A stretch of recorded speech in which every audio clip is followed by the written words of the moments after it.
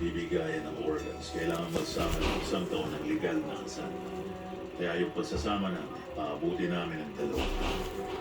Hindi karaniwan ang akwat ng mga edad namin sa mata ng ibang tao. Buhay pa siya. Kahit naman ako, magdududa sa biglang pagpapakasal namin. Oxford? Kung may magtanong sa major mo, sabihin mo lang, may gumawa ng thesis mo para sa'yo. Huwag ka nang magpanggap na mayaman ka. Marami lang magagalit dito. Hindi lang ako magmumukhang Ah, angas galing na ng tao. pagkain mo ah. Hindi nila papansin Nakain na yung dahon, no? Ang maaalala lang nila, may pera ka para makabili ng Oxford degree. Mas mabibigla sila sa Ah, katapatan. siya. Pagkasabi mo lang na graduate ka sa Oxford na may binayarang thesis, mas maalala ka ng tao bilang babaeng tapat at may narating na sa buhay na tunay na mayaman.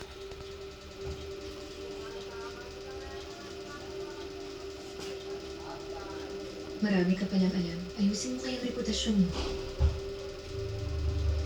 Balita ko, notorious na loan shark ka raw.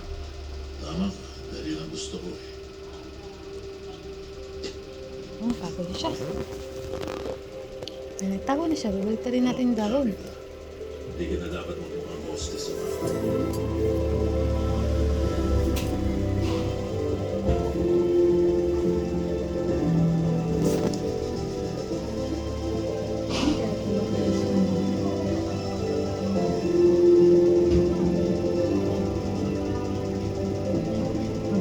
Bago ulit siya. Ang dilim-dilim daw. Maliwanag masyado. So, babalik na rin uli natin.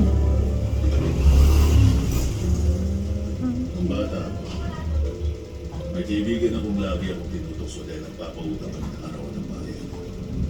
Naging mayari siya ng isang kumpanya na kapagsak niya. Isang araw lumapit siya sa akin. Nakiusap kung pwedeng tumulong. Palagay mo, anong ginawa ko? At hindi mo siya pinautang. Hindi, pinautang ko. Nasa sobrang laki, hindi na niya mababayaran buong buhay niya. Sa sobrang laki, pag namatay siya, mamanahin yun ang anak niya para siya naman ang magbayad. Isang araw, dinala rito ng anak niya yung pine tree sa labas. Hinukay daw niya yun sa nakalibing yung tatay niya. Lampas 500 million daw ang market value. Hindi ko alam kung ano ba ang susi. Pero binura ko na yung natitirang utang niya kapalit ng pine tree na yun. Yun lang ang daming kabutihang naibigay ko. Masasabi ba kabutihan niya? Dahil tumigil na yung loan sharks, hindi ko na siya. Kung ako hindi ko gagawin yan. Papangakuan ko pero hindi ko pa rin pauutangin. Doon ka makakalimutan. Dahil yung tuloy-tuloy na malas, hindi kasing sakit ng panandali ang Bago siya. pag-asa. Bago siya. Mas bagay pa sa'yo maging loan shark kaysa sa akin.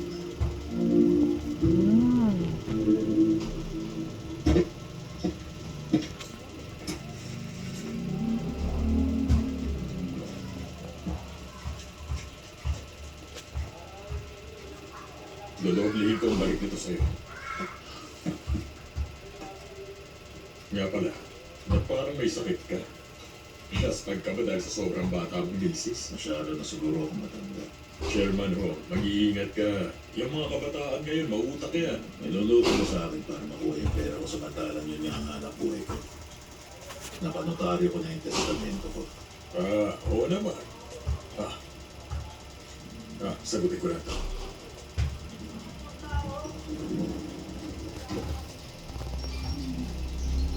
Dinalhan ko ng hindi.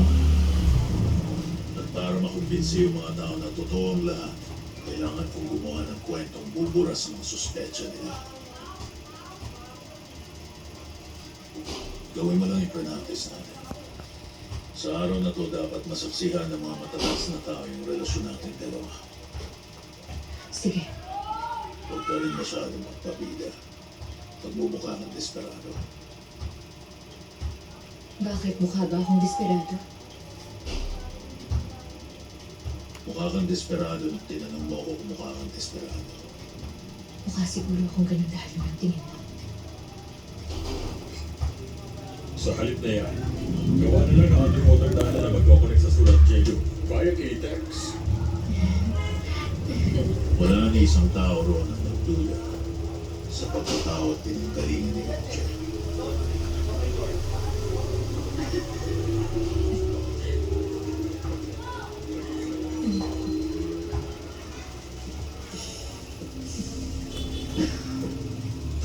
Parang manggagaling siyang tao niya. Nung huli kami nakita, sabi niya equestrian siya. Ngayon naman nalangoy na rin niya yung buong Korea Street. Sa susunod, baka sabihin niya eksperto siya sa shooting. Ang totoo, nakita kong pinautang mo siya ng malaking halaga noon. Sana kilalanin mo muna ng mabuti yung tao. Tingin ko. Nakain ba siya? Halos pareho lang ang negosyante sa mga gancho. Pero, may bagay na nagpapangat sa negosyante sa mga gancho. Alam mo ba kung ano yun? Pag nagsimula na sila magsimula, hindi agad matatapos yun.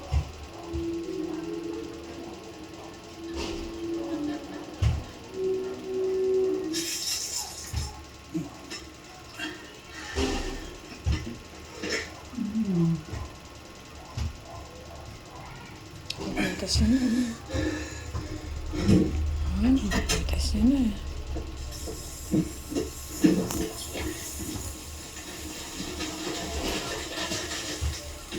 Ang ginagawa mo, Kailangan niyo yung dialysis every 6 hours. Alam kong ayaw mong nagmumukha kang mahina sa iba. Pero hindi mo kailangang magpanggap pa sa akin. Tulungan na kita. labas na! Nangangatog ka na.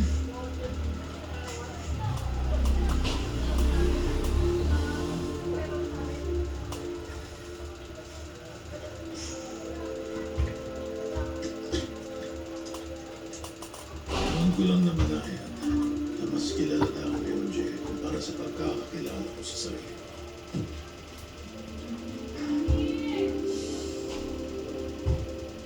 Kanina pala, anong kinuwento mo sa kanila para magtawanan sila ng gano'n? Tungkol sa asawa ko. Parang nalibang ko.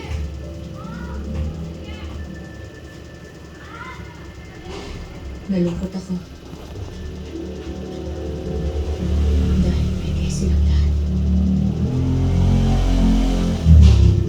Hindi naman na. Minsan kapag hindi ka masyado mahina, hindi mo napapansin lumalabas yung totoong ikaw. Mas napapansin mo ang yun ang mas gusto ng tao sa'yo. Yun ang problema. Hindi ko na nga rin alam kung ano yung kasinungalingan at ano yung totoo sa nakikita ko. Unti-unti na Ang ako gusto na. nakikita.